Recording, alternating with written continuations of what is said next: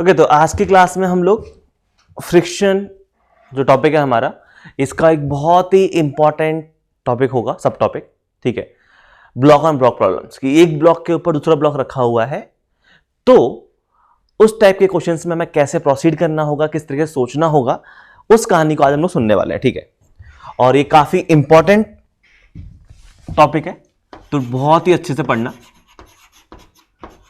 Block on block problems, ठीक है। काफी सिंपल कहानी होगी अगर तुम स्टार्टिंग से लेके एंड तक साथ में रहोगे, ठीक है। स्टार्टिंग में थोड़ी सी दिक्कत फील हो सकती है शुरू में, लेकिन जैसे जैसे हम लोग आगे प्रोसीड करते जाएंगे इस टॉपिक में बहुत अच्छे से फील आना स्टार्ट हो जाएगी, ठीक है।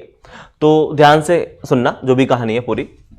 तो जैसे कि ब्लॉक ऑन ब्लॉक प्रॉब्लम्स की हम क्या बात कर रहे हैं कि यहां पे होगा क्या कि एक ब्लॉक होगा, उसके ऊपर दूसरा ब्लॉक रखा होगा, ठीक है।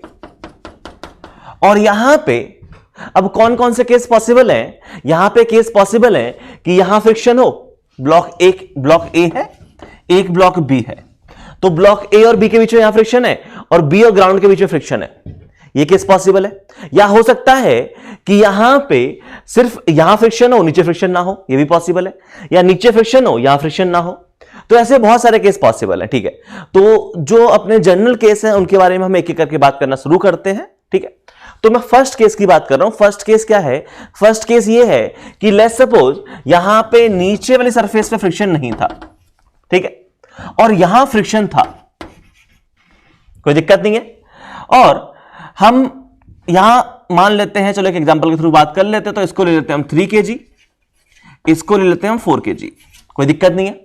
और यहां जो फ्रिक्शन था, फ्रिक्शन कोफिशिएंट वो है 0.1, कोई दिक्कत नहीं। अब क्या है, ये दोनों ब्लॉक रखे हुए हैं, ठीक है, ये दोनों ब्लॉक रखे हुए हैं, तो t = 0 पे रेस्ट पे हैं, तो बाद में भी रेस्ट पे रहेंगे, क्योंकि हमें इनको मोशन करने के लिए कुछ ना कुछ फोर्स लगाना पड़ेगा। तो मैं मान लेता हूं कि मैंने ये जो ब्लॉक B है इस पे फोर्स लगाया F। मैं A पे भी लगा सकता था, B पे भी लगा सकता था, हम दोनों ही केस कवर करेंगे, उस टेंशन मत लेना, ठीक है। तो अभी मैंने एक बहुत ही स्पेसिफिक एग्जांपल लिया है, ठीक है, ब्लॉक ऑन ब्लॉक प्रॉब्लम्स का, कि दो ब्लॉक हैं A और B, A और B के बीच में फ्रिक्शन है 0.1, लेकिन B और ग्राउंड के बीच में जो सरफेस है वो कैसी है? स्मूथ है, और हम B पे फोर्स F लगा के इसको मूव करवा रहे हैं। तो ये बताओ कि अगर मैं इस फोर्स F की वैल्यू कितनी रखूं कि ये सिस्टम मूव करने लग जाए? तो देख के ही समझ में आ रहा होगा कि यहां पे हो क्या रहा है। यहां पे ये फोर्स F अगर 0 हुआ तो सिस्टम रेस्ट पे, लेकिन अगर फोर्स F की वैल्यू कुछ भी हुई, ग्रेटर देन 0 हुई, सिस्टम मोशन करने लग जाएगा। क्यों? क्योंकि यहां पे सरफेस स्मूथ है नीचे वाली, तो ये ब्लॉक B को मूव करने लग जाएगा, और ब्लॉक B को मूव करेगा तो A भी मूव करेगा, ठीक है।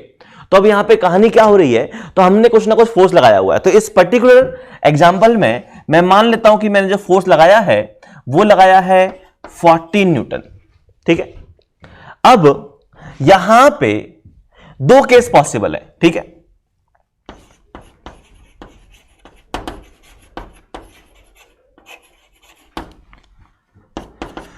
अब देखो, मुझे नहीं पता कि इस क्वेश्चन में अब आगे मोशन कैसे होने वाला है, मैं ये देख के नहीं बता पा रहा हूं कि मोशन कैसा होने वाला है। तो हम लोग क्या करते हैं, इसमें केस बना बना के बात करते हैं, ठीक है। इस पूरे टॉपिक में हम डिफरेंट केस बनाएंगे और बात करेंगे कि हो सकता है केस 1 हो सकता है केस 2 हो। जैसे कि यहां कौन कौन से केस पॉसिबल है, मुझे तो समझ में आ रहा है कि अगर फोर्स 40 न्यूटन लगा है तो मोशन तो होगा, ए और बी मूव तो करेंगे। अब दो ही पॉसिबिलिटी है। एक पॉसिबिलिटी तो यह है यहां पे, केस नंबर 1, कि बोथ ब्लॉक मूव टुगेदर, दोनों ब्लॉक साथ साथ मूव करें। क्या साथ साथ मूव कर सकते हैं? हां, यहां बीच में इन दोनों के बीच में फ्रिक्शन है, और इन दोनों के बीच में अगर फ्रिक्शन है तो फ्रिक्शन की तो फिलॉसफी यही है, हम साथ साथ हैं।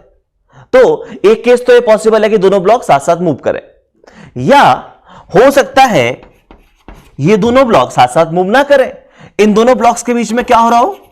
इन दोनों ब्लॉक्स के बीच में रिलेटिव मोशन हो रहा हो, जिसको आप सिंपल लैंग्वेज में बोल सकते हो कि इन दोनों ब्लॉक के बीच में स्लिपिंग हो रही है, ठीक है।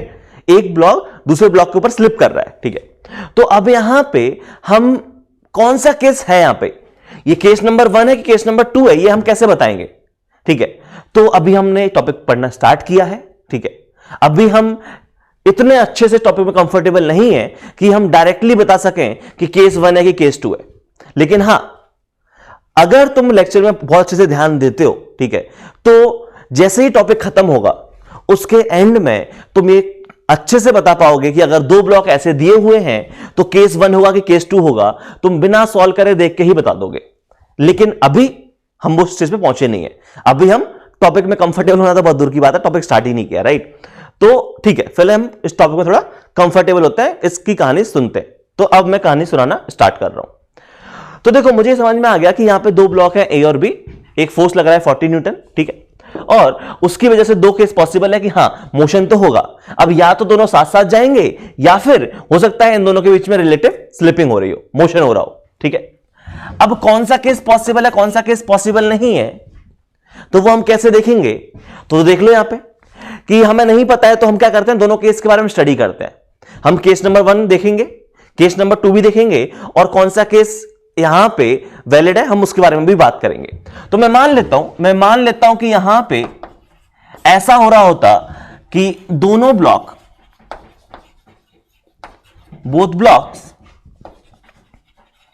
मूव टुगेदर, दोनों के दोनों ब्लॉक साथ में ही जा रहे हैं। ठीक है, तो उस केस में क्या होगा, अगर दोनों ब्लॉक साथ में जा रहे हैं तो यहां पे बहुत ही सिंपल सी कहानी है।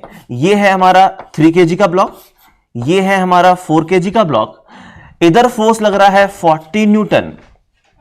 जरा मेरे को यह बताओ, 3 kg पे फ्रिक्शन कहां लगेगा, आगे की तरफ कि पीछे की तरफ? हम साथ साथ की फिलॉसफी फॉलो कर रहे हैं। ब्लॉक बी पक्का आगे की तरफ जा रहा है, तो क्या ब्लॉक ए भी आगे की तरफ जाना चाहेगा? बिल्कुल। तो यहां फ्रिक्शन कहां लगेगा, यहां फ्रिक्शन लगेगा आगे की तरफ F1, यहां फ्रिक्शन लगेगा पीछे की तरफ F1, ये पेयर बन जाएंगे, और नीचे फ्रिक्शन फोर्स है नहीं क्योंकि म्यू 0 है।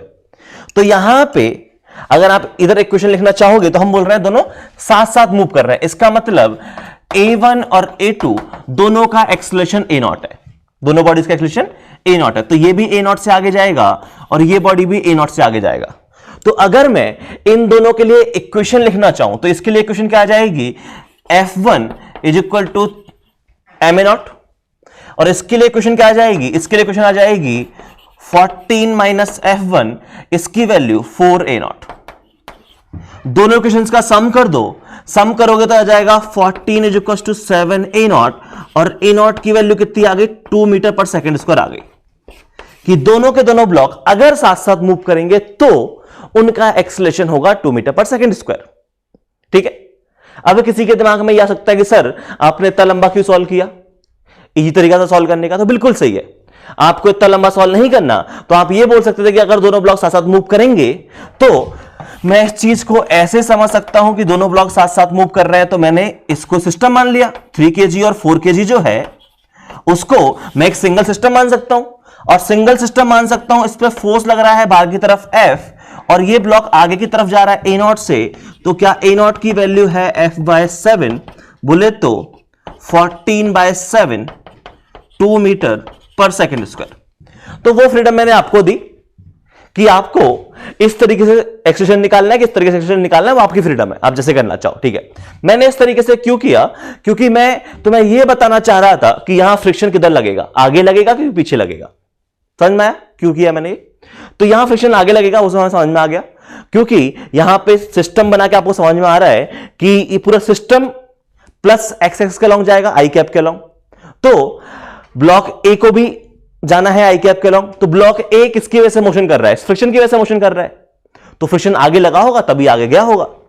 ठीक है, हम साथ साथ हैं कि फिलॉसफी पे अपने फ्रिक्शन की डायरेक्शन निकाल ली। ठीक है, अब यहां पे मैंने क्या बोला कि अगर ये केस 1 होता है तो इनका एक्सेलरेशन 2 मीटर पर सेकेंड स्क्वायर है, इसमें कोई दिक्कत नहीं है।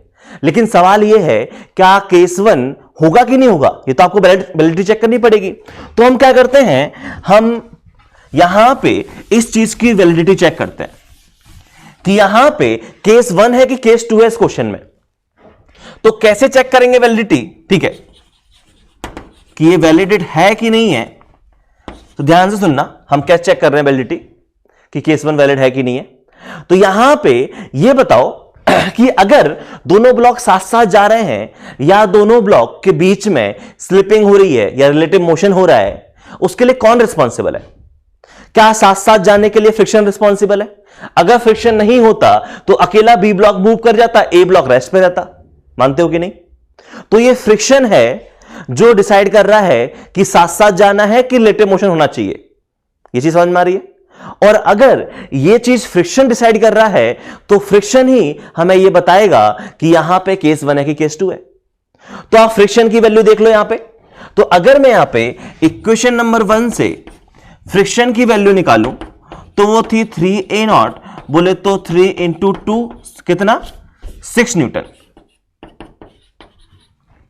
तो ये है हमारा क्या? Required friction. ये है हमारा रिक्वायर्ड फ्रिक्शन।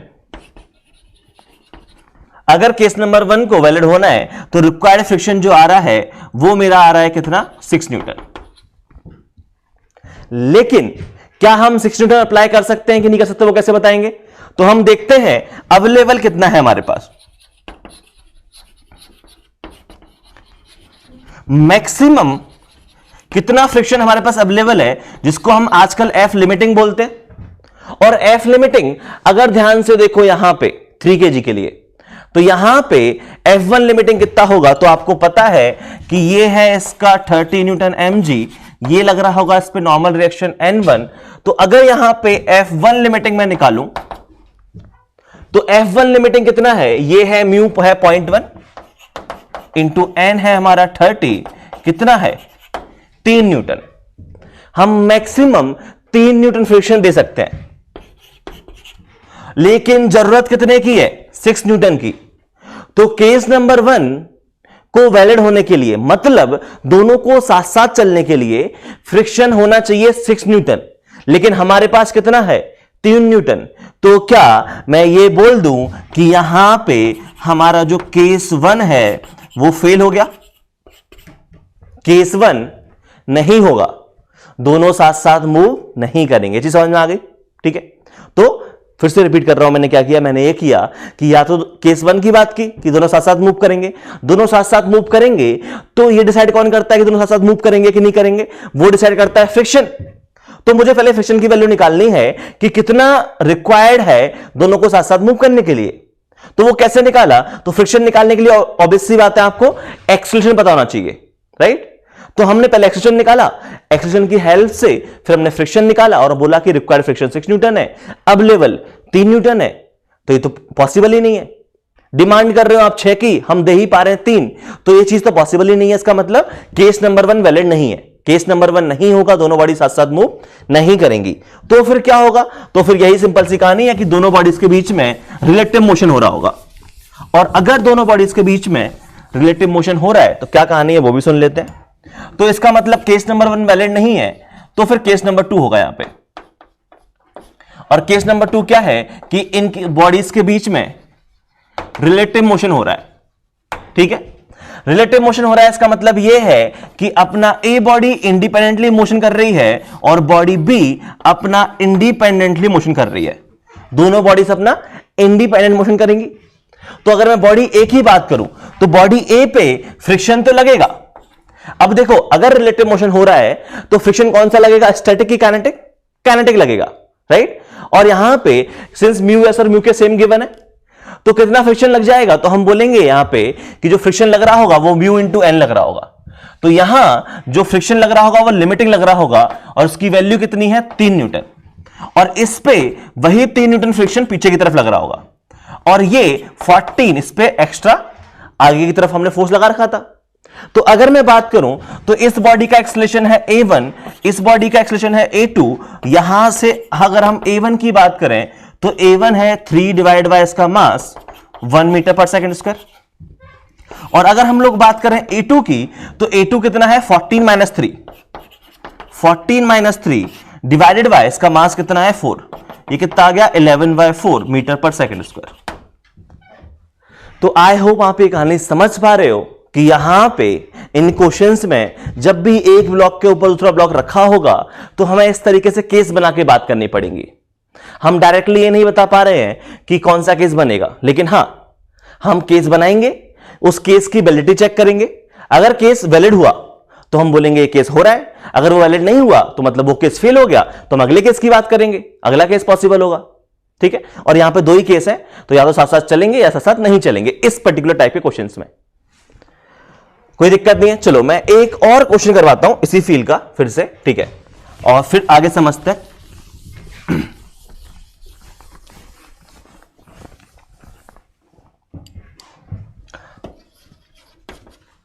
तो मान लो ये है 5 kg, ये है 10 kg, और यहां आपने एक्सटर्नल फोर्स लगाया है 45 न्यूटन, और ये जो म्यू है वो है 0.4। अब आपसे बोला गया कि ये बताओ find acceleration of each body. ठीक है, find acceleration and friction force, यही पूछते हैं यहां पे। तो कैसे करोगे? तो आप बोलोगे कि यहां पे दो केस पॉसिबल है, या तो साथ साथ चलेंगे या स्लिपिंग होगी। तो आप पहले बात करोगे केस नंबर 1 की। ठीक है, केस नंबर 1 क्या है कि यहां पे बोथ ब्लॉक मूव्स टुगेदर, मतलब नो रिलेटिव स्लिपिंग या नो रिलेटिव मोशन, ऐसे भी बोल सकते हो, मतलब दोनों ब्लॉक साथ साथ मूव कर रहे हैं। और दोनों ब्लॉक साथ साथ मूव कर रहे हैं तो क्या हम सिस्टम मान सकते हैं? सिस्टम बिल्कुल मान सकते हैं। कैसे? ये है हमारा 5 kg, ये है हमारा 10 kg, और इस पूरे सिस्टम पे आगे की तरफ फोर्स लग रहा है कितना? 45। यहां पे म्यू 0 है नीचे, है ना। तो यहां पे अगर हम बात करें कि सिस्टम आगे की तरफ जा रहा होगा A0 से, तो A0 की वैल्यू कितनी आ गई? A0 की वैल्यू आ गई 45 डिवाइड बाय 15, 3 मीटर पर सेकेंड स्क्वायर। इतने से ये पूरा सिस्टम प्लस आई कैप कराउंड जाना चाहिए। और अगर मैं फ्रिक्शन की बात करूं तो 5 kg पे फ्रिक्शन लगेगा आगे की तरफ, 10 kg पे फ्रिक्शन लगेगा पीछे की तरफ, F1। ठीक है, अब यहां बात करते हैं कि ये जो F1 है, ये F1 कितना रिक्वायर्ड है और कितना अवेलेबल है हमारे पास। तो हमें केस नंबर 1 की वैलिडिटी चेक करनी पड़ेगी कि ये केस नंबर 1 वैलिड है कि नहीं है। ठीक है, तो हम इसकी वैलिडिटी चेक कर लेते हैं कि केस नंबर 1 वैलिड है कि नहीं है। तो यहां पे अगर मैं F1 की बात करूं तो F1 की वैल्यू कितनी है? 5 A0 के बराबर है, बोले तो ये आ जाएगा 15 न्यूटन। मतलब जो हमारा F रिक्वायर्ड है, अगर मैं इसको F रिक्वायर्ड बोल दूं, ठीक है, रिक्वायर्ड फ्रिक्शन,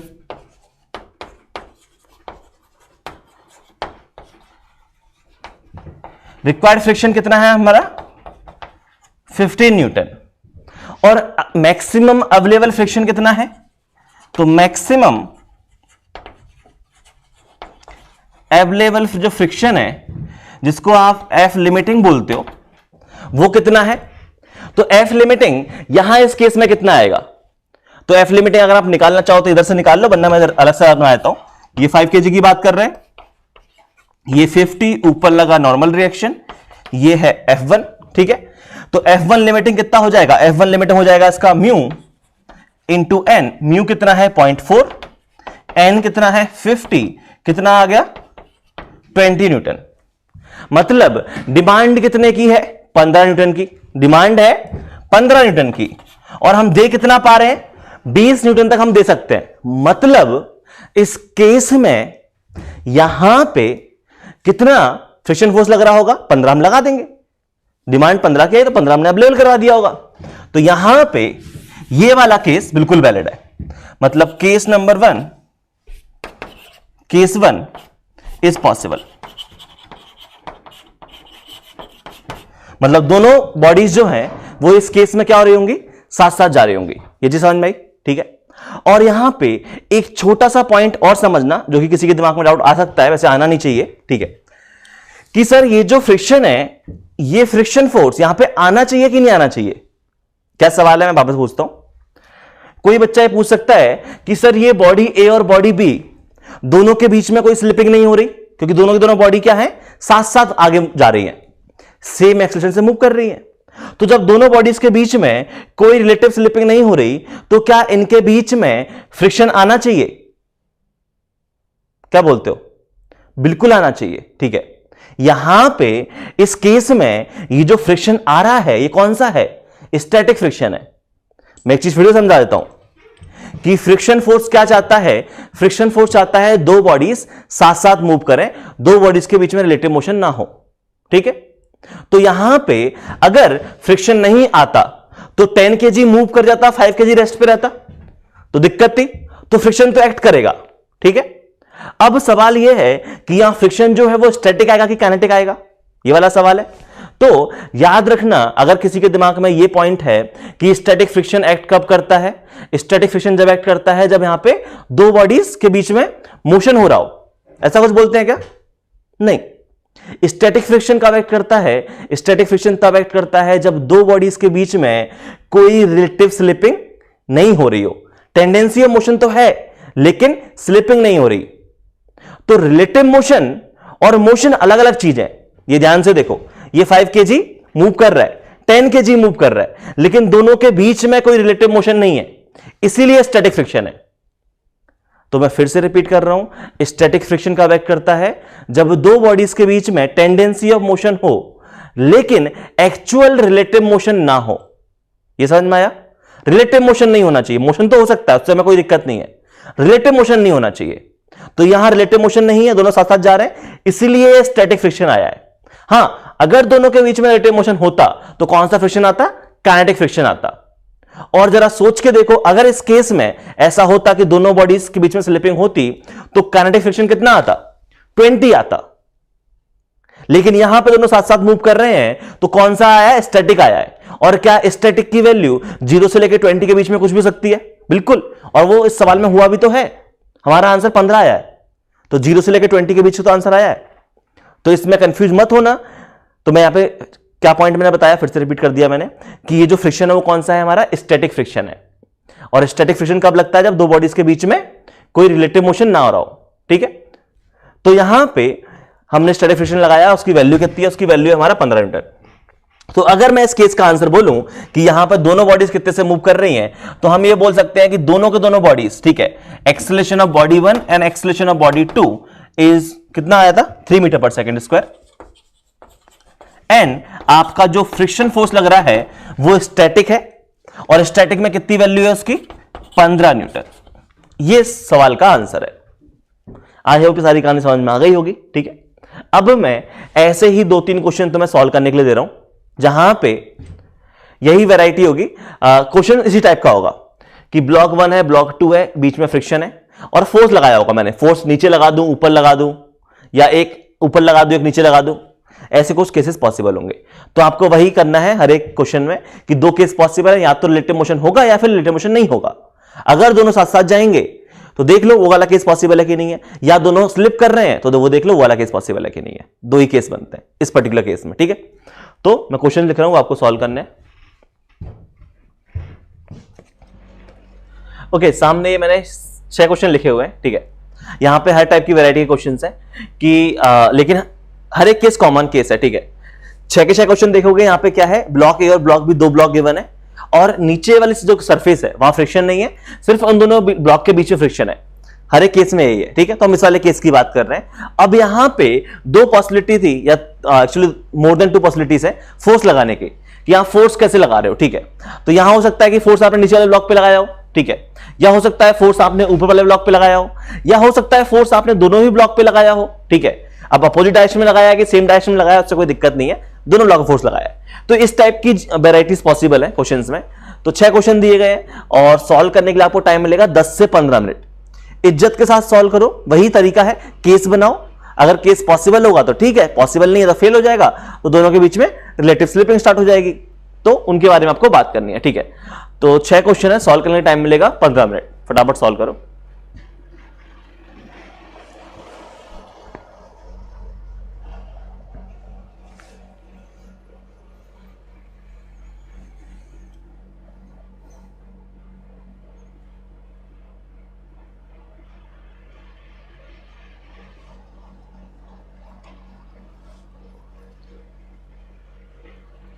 चलो, आई थिंक सॉल्व कर लिया होगा, ठीक है। सॉल्व करने का तरीका क्या है? ये केस बना के सॉल्व करेंगे, ठीक है। तो जैसे मैं फर्स्ट क्वेश्चन की बात कर रहा हूं, फर्स्ट क्वेश्चन में केस 1 क्या है कि कोई रिलेटिव मोशन नहीं हो रहा है, कोई स्लिपिंग नहीं हो रही है, दोनों बॉडीज क्या है? साथ साथ जा रही है। अब दोनों बॉडी साथ साथ जाएंगी तो पहले हम सिस्टम मान लेंगे और ये ए नॉट से मूव करेंगी और हमारा ए नॉट कितना आ जाएगा, तो ए नॉट जो है वो आ जाएगा 20 डिवाइड बाय टोटल मास कितना है 5, तो 20 डिवाइड बाय 5 मतलब 4 मीटर पर सेकंड स्क्वायर से मूव करेंगे। ठीक है, अब हमें क्या चेक करना है, इसकी वैलिडिटी चेक करनी है। तो वैलिडिटी चेक करेंगे तो कैसे, तो हम लोग बोल रहे हैं इसकी वैलिडिटी चेक करने के लिए आप एफबीडी बनाओ 2 kg का, और 2 kg का एफबीडी बनाओगे तो यहां लगेगा फ्रिक्शन जो इसको आगे की तरफ ले जा रहा होगा कितने से 4 मीटर पर सेकंड स्क्वायर से।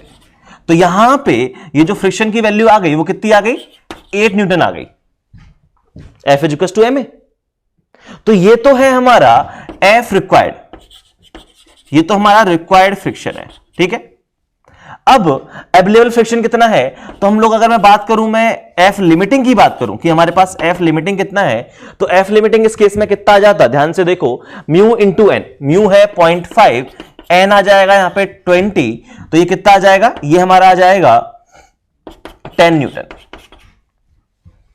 ध्यान से देखो, रिक्वायरमेंट है 8 न्यूटन की, अवेलेबल है हमारे पास 10 न्यूटन, तो क्या केस नंबर 1 पॉसिबल है, बिल्कुल पॉसिबल है। तो यहां पे हम ये बात कर रहे हैं कि केस नंबर 1 पॉसिबल है। एक्चुअली दोनों बॉडी साथ साथ मूव कर रही होंगी और दोनों बॉडी साथ साथ मूव कर रही होंगी कितने एक्सीलरेशन से, 4 मीटर पर सेकंड स्क्वायर के एक्सीलरेशन से, और यहां एक फ्रिक्शन आएगा जो कि स्टैटिक फ्रिक्शन होगा और उसकी जो वैल्यू होगी वो कितनी होगी, 8 न्यूटन होगी।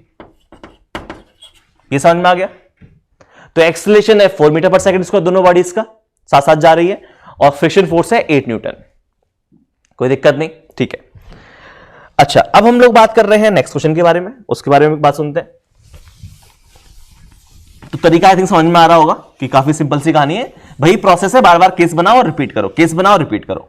ऐसा मैं क्यों करवा रहा हूं, सो दैट आपको जो भी वेराइटीज है वो समझ में आ जाए कि क्वेश्चन कितने टाइप के बन सकते हैं और आप इस टॉपिक में कंफर्टेबल हो जाओ कि केस बना बनाए कैसे सॉल्व कर रहे हैं। ठीक है, बोरिंग फील ना हो बेसिकली। जैसे इस वाले क्वेश्चन की बात करो, तो इस वाले क्वेश्चन में हम लोग बात कर रहे हैं कि चलो केस नंबर 1 की बात करेंगे कि या तो हमारे यहां पे केस नंबर 1 के बारे में बात करते हैं। क्वेश्चन नंबर 2 में केस नंबर 1 है कि कोई रिलेटिव मोशन नहीं होगा, और कोई रिलेटिव मोशन नहीं होगा मतलब दोनों बॉडी साथ साथ मूव करेंगी। तो साथ साथ मूव करेंगे तो ध्यान से देखो इसका एक्सीलरेशन कितना आ जाएगा, ए नॉट। तो ए नॉट की जो वैल्यू है वो आ जाएगी 40/10, फिर से 4 मीटर पर सेकंड स्क्वायर, और 4 मीटर पर सेकंड स्क्वायर के एक्सीलरेशन से हमारा सिस्टम मूव करना चाहिए। अब हमको बात करना है कि ये चीज वैलिड है कि नहीं है, तो कैसे चेक करेंगे, 6 kg का एफबीडी बना लो। 6 kg का एफबीडी बनाएंगे तो यहां पे लग जाएगा F1, ठीक है, और ये जा रहा होगा 4 मीटर पर सेकंड स्क्वायर के एक्सीलरेशन से। तो यहां पे जो रिक्वायर्ड फ्रिक्शन है, ठीक है, जिसको आप F1 बोल रहे हो, ये हटा दूं जो भी लिखा हुआ नीचे, तो जो रिक्वायर्ड फ्रिक्शन है जिसको आप F1 बोल रहे हैं, ठीक है,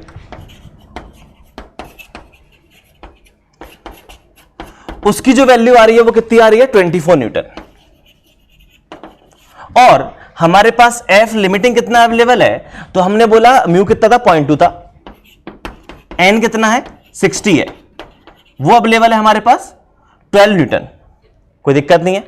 तो क्या आपको ध्यान से देख के समझ में आ रहा है कि ये चीज तो पॉसिबल ही नहीं है कि आप डिमांड कर रहे हो 24 की, हम मैक्सिमम सप्लाई कर पा रहे हैं 12 न्यूटन, मतलब केस नंबर 1 क्या हो गया है, फेल हो गया है। ये समझ में आया। तो केस नंबर 1 जो है, तो केस 1 फेल्स, ठीक है। अब केस 1 अगर फेल हो गया है तो फिर हमको दूसरा केस बनाना पड़ेगा। दूसरा केस क्या है कि दोनों बॉडीज जो हैं वो इंडिपेंडेंटली मूव कर रही है, तो हमें उस वाले केस की बात करनी पड़ेगी। तो उस वाले केस की बात कर लेते हैं, तो मैं सब कुछ हटा रहा हूं, ठीक है। अब दोनों बॉडीज क्या होंगी, दोनों बॉडीज इंडिपेंडेंटली मूव करेंगी। तो अगर दोनों बॉडीज इंडिपेंडेंटली मूव करेंगी, मतलब दोनों के बीच में रिलेटिव मोशन हो रहा है, ठीक है, तो ये इसको हम बोलेंगे केस नंबर 2। और केस नंबर 2 क्या है कि यहां पे स्लिपिंग हो रही होगी दोनों बॉडीज के बीच में, ठीक है। तो ये तो है, ऊपर था हमारा 6 kg, ये था हमारा 4 kg, यहां फोर्स लग रहा है 40 न्यूटन, ठीक है। और यहां जो फ्रिक्शन आएगा वो कितना आ जाएगा, वो लिमिटिंग ही आएगा। और कितना आएगा, तो लिमिटिंग हमारा कितना था, म्यू था 0.2, तो ये आ जाएगा 12 न्यूटन, और वही फ्रिक्शन 12 न्यूटन इधर लगेगा। तो अगर इसका एक्सीलरेशन A1 बोलूं, इसका एक्सीलरेशन A2 बोलूं, तो ध्यान से देखो A1 की वैल्यू क्या आ गई, A1 की वैल्यू आ गई 12 divide by 6, friction divide by इसका मास बोले तो 12 डिवाइड बाय 6, 2 मीटर पर सेकेंड स्क्वायर, इतना इसका एक्सेलरेशन होगा। और अगर मैं बात करूं यहां पे a2 की, तो a2 का एक्सेलरेशन कितना आ जाएगा, तो वो आ जाएगा 40 - 12 डिवाइड बाय 4। ध्यान से देखो ये कितना लिखा हुआ है, डिवाइड कर दो, ये लिखा हुआ है 10, ये लिखा हुआ है 3, तो 7 मीटर पर सेकेंड स्क्वायर आ गया। कोई दिक्कत नहीं है।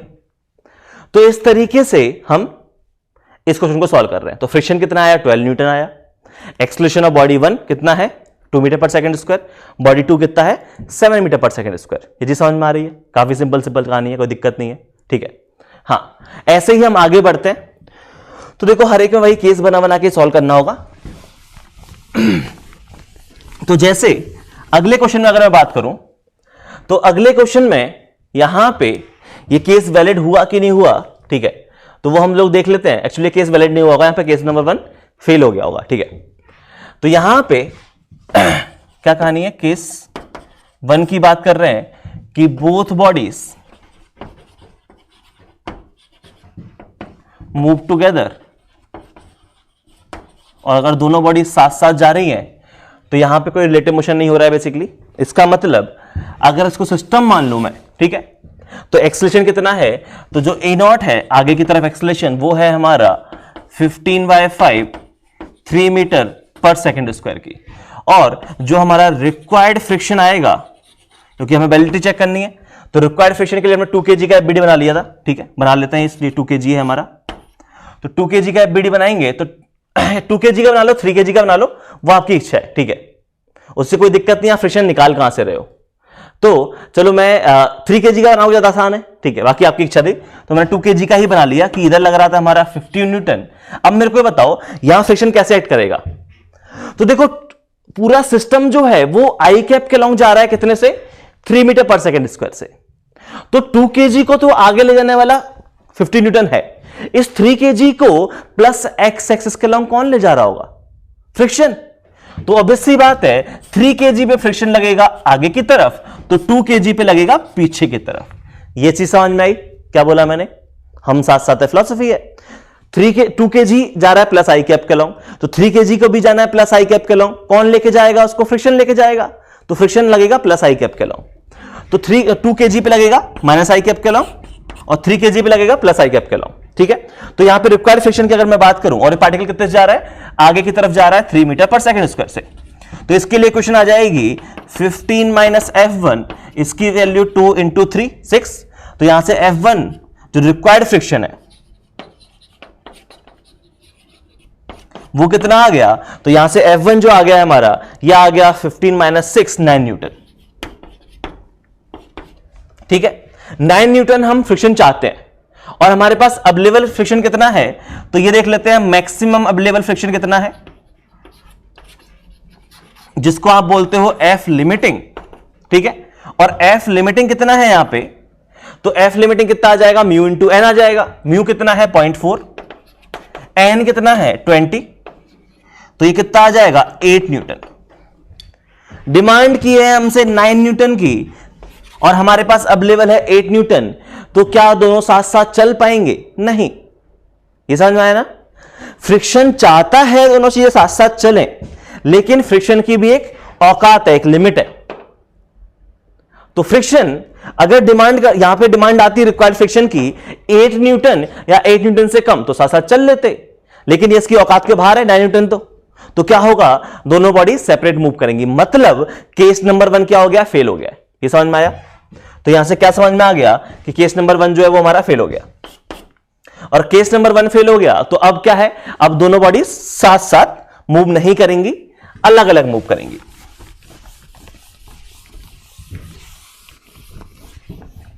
तो केस नंबर 1 ये तो हमारा फेल हो गया, ठीक है। अब हम बात कर रहे हैं केस नंबर 2 की।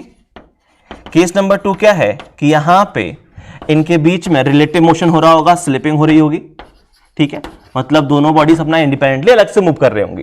तो 2 kg का एफबीडी बनाओ, 2 kg का एफबीडी बनाओगे तो यहां फोर्स लग रहा है 15 न्यूटन, पीछे की तरफ इस पे लगेगा फ्रिक्शन, लिमिटिंग लगेगा, ठीक है, और 3 kg पे यही फ्रिक्शन आगे की तरफ लगेगा, लिमिटिंग।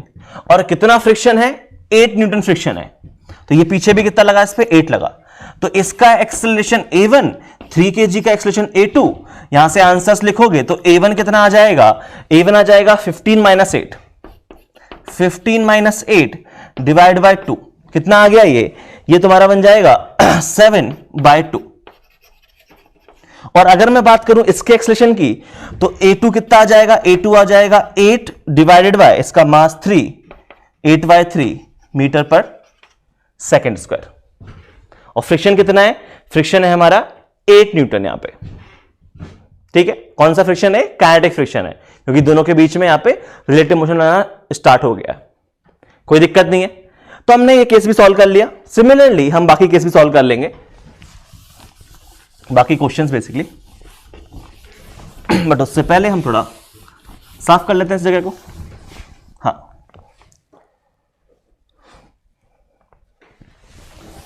ओके, तो अब मैं बात कर रहा हूं नेक्स्ट क्वेश्चन के बारे में, क्वेश्चन नंबर 4। क्वेश्चन नंबर 4 की क्या कहानी है, क्वेश्चन नंबर 4 में वही सेम कहानी फिर से कि साथ साथ चलेंगे, अलग अलग चलेंगे। तो मैं मान लेता हूं कि केस नंबर 1 में कि दोनों क्या कर रहे हैं, साथ साथ चल रहे हैं, कोई रिलेटिव मोशन नहीं हो रहा है, ठीक है। और कोई रिलेटिव मोशन नहीं हो रहा है तो दोनों को साथ साथ मूव करवा देते हैं। तो साथ साथ मूव करवाएंगे तो सिस्टम मूव करवाया तो इधर लगा 10, पीछे लगा 5, मतलब ये बॉडी जाएगी प्लस आई कैप के लॉन्ग।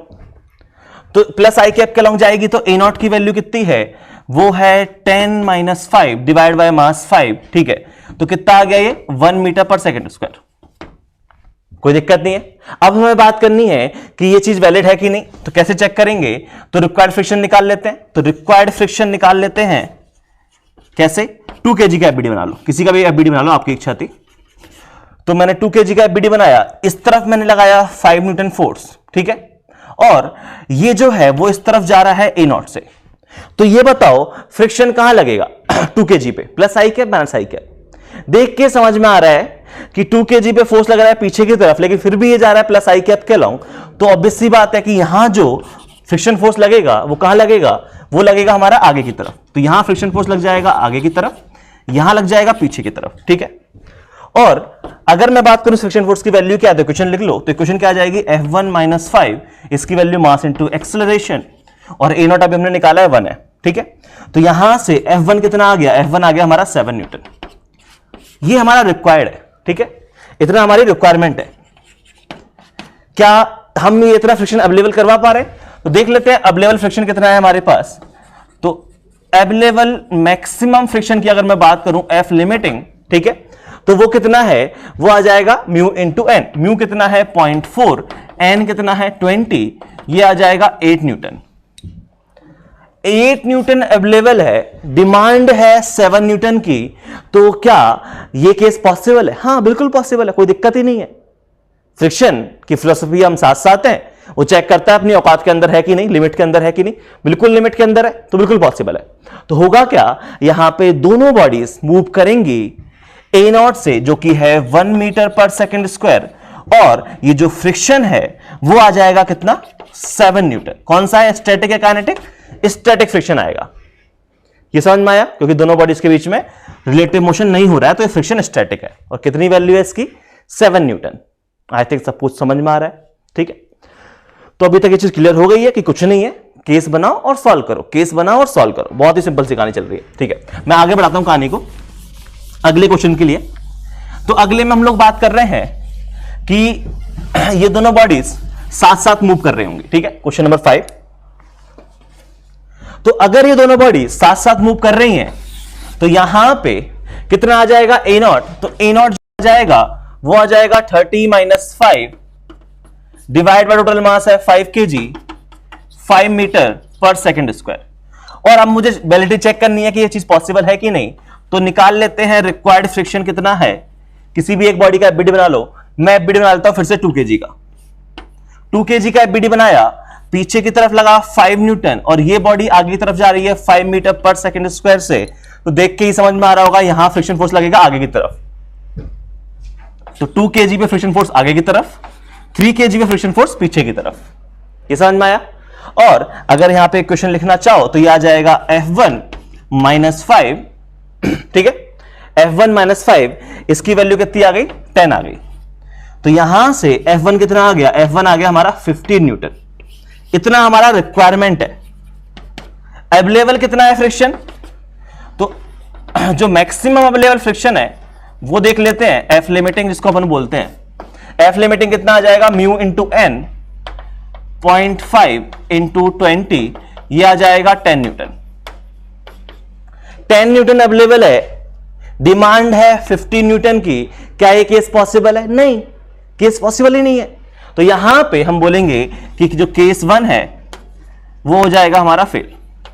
तो केस 1 फेल हो गया, और केस 1 फेल हो गया तो अब हमें बनाना पड़ेगा केस नंबर 2। मतलब दोनों के दोनों बॉडीज क्या होंगी, इंडिपेंडेंटली मूव कर रही होंगी, मतलब इनके बीच में रिलेटिव मोशन हो रहा होगा। और अगर रिलेटिव मोशन हो रहा है तो 2 kg की अलग बात कर लो, 3 kg की अलग बात कर लो, और फ्रिक्शन कौन सा आएगा, यहां पे काइनेटिक फ्रिक्शन आएगा। तो ये 2 kg है, इस पे इधर लगा है 5 न्यूटन, इधर आया है हमारा फ्रिक्शन, और कितना आएगा, 10 न्यूटन आ जाएगा। सिमिलरली 3 kg की बात कर लेते हैं, 3 kg पे इधर लगा है 30, और ये पीछे की तरफ आएगा फ्रिक्शन, कितना आ जाएगा, 10 न्यूटन। ये बॉडी जा रही होगी A1 से, ये बॉडी जा रही होगी A2 से। A1 की अगर मैं बात करूं तो A1 कितना है, 10 - 5, कितना आ जाएगा, 5/2 मीटर पर सेकेंड स्क्वायर।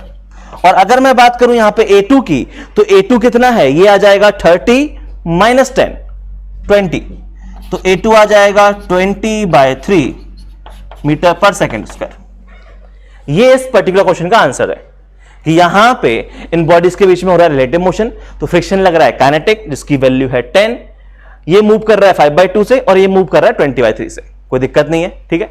आगे बढ़ते हैं, लास्ट सवाल। उससे पहले ये सब हटा लेते हैं जो भी यहां पे लिखा हुआ है। अच्छा, लास्ट सवाल में भी सेम कहानी है कि साथ साथ मूव करेंगे या अलग अलग मूव करेंगे, ठीक है। तो केस नंबर 1 जो है, नो रिलेटिव मोशन, और अगर इनको साथ साथ मूव करना है तो जरा ध्यान से देखो, क्या ये दोनों अगर साथ साथ मूव करेंगे तो क्या मैं इसका डायरेक्टली आंसर निकाल सकता हूं। इधर लग रहा होगा 50, और ये दोनों जा रहे होंगे A0 से, तो अगर मैं यहां पे, और ये A0 से इधर जा रहे होंगे, ये 5 kg भी A0 से नीचे गिर रहा होगा, तो क्या मैं A0 की वैल्यू डायरेक्टली निकालना जानता हूं, सिखाया बचपन में।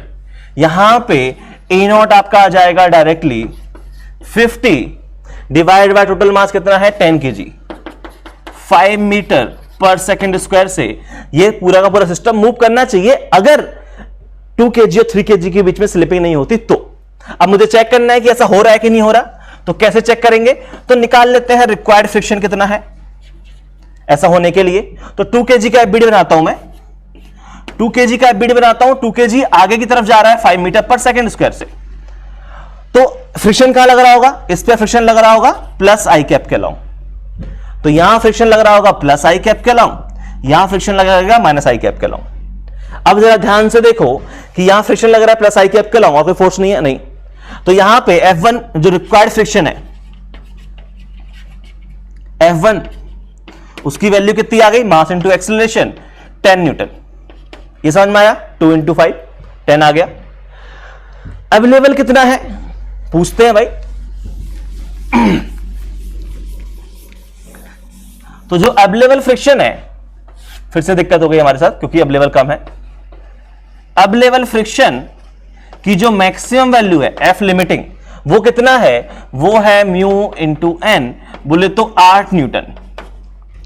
डिमांड आई है 10 की, अवेलेबल है 8, ये तो दिक्कत हो गई। केस नंबर 1 क्या हो गया, फेल हो गया।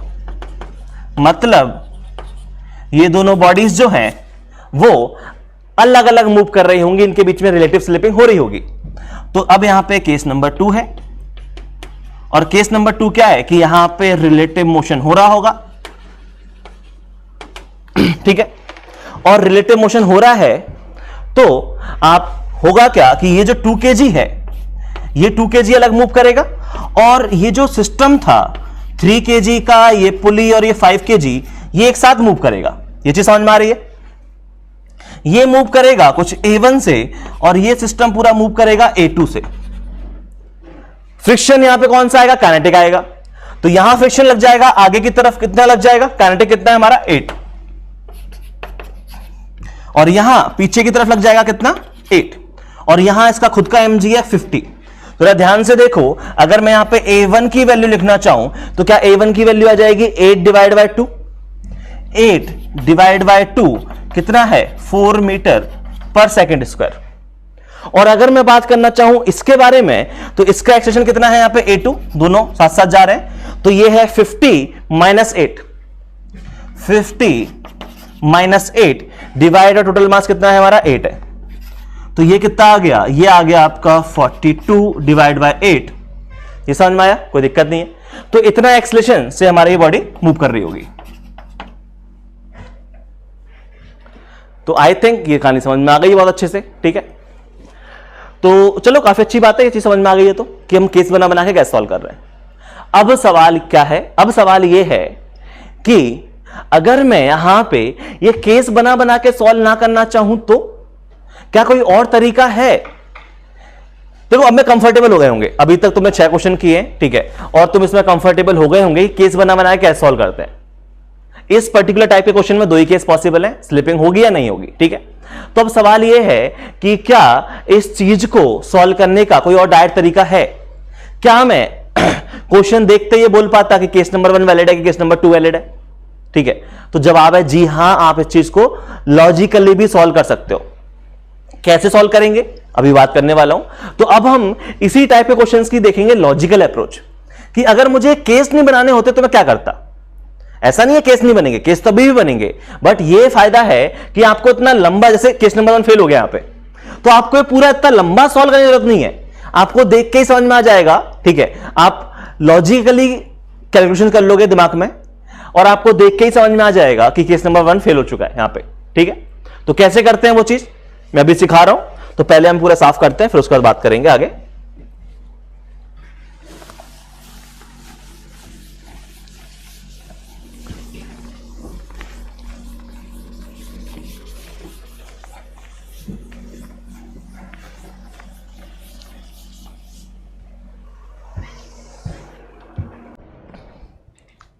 चलो अब हम इसको लॉजिकली समझ रहे हैं, ठीक है, कि लॉजिकली हो क्या रहा है यहां पे, पूरी कहानी सुनते हैं। तो हमारे पास क्या है, 2 ब्लॉक है, एक है ब्लॉक मास m1, एक है ब्लॉक मास m2, और हम एक बहुत ही स्पेसिफिक केस की बात कर रहे हैं जहां पे नीचे फ्रिक्शन 0 हो जाए और यहां फ्रिक्शन μ1 है, ठीक है। और हमने यहां फोर्स एक F एक्सटर्नल लगाया होता है F0, ठीक है। तो अब हो क्या रहा है, यहां पे हमें वही चीज समझनी है। तो देखो यहां पे अगर हम लोग बात करें कि सिस्टम हमारा रेस्ट में है, ठीक है, अगर हम लोग बात करें सिस्टम हमारा रेस्ट में है, तो इसमें एक्चुअली 3 केस पॉसिबल हैं। फर्स्ट केस तो ये हो जाएगा कि हम यहां पे बोलेंगे कि सिस्टम हमारा जो है वो रेस्ट में,